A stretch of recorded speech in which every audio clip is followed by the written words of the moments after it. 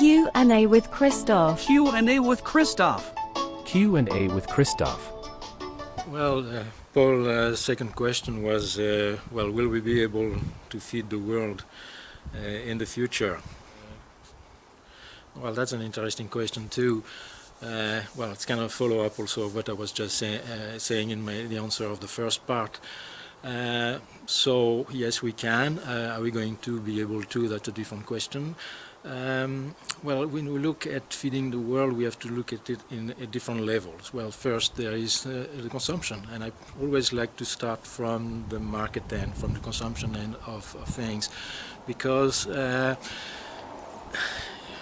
depending on what we consume, of course, that changes a lot of how much resources we need to use. Depending on our diet, we're going to have to produce different things, and it's going to have a different impact on the environment.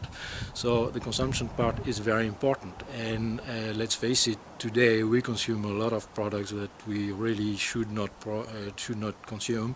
There are many products that we consume too much of, so we probably should reduce that. It probably will benefit our health and benefit the environment. So that's the consumption end. Of course, the other end is the one that everybody always focuses when we talk about feeding the world, which is the production end. The production end, of course, is very important. And with climate change, there's more and more challenges. The climate events are occurring at a higher frequency. They are much more drastic than they used to be. And of course, depending on the growing conditions and production conditions, they're going to have very different outcomes. If we have to deal with repeated droughts or floods or frosts or hailstorms that can destroy a big chunk of the production, of the world production, in a short period of time, that of course affects our ability to provide all the food.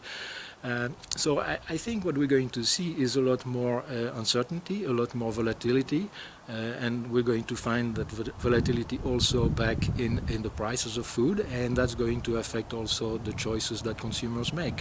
When some food become too expensive, then they're going to look for some substitutions. Is there going to be enough? Well, that's where we need to see how smart we are. We need to see what kind of technologies are going to come, help the farmers produce better, more efficiently. I have great faith in farmers, because if there is a group of professionals that is incredibly adaptive, incredibly innovative, these are the farmers. They always find solutions. They always really manage to deal with all the challenges that nature imposes on them. So I think if we really help the farmers succeed, that they're going to do a fantastic job. And there is another part between the consumption and the production that we don't talk enough. I mentioned that in one of my previous videos, and that is the issue of food waste. Well, wasting a third of the food, of course, changes the game.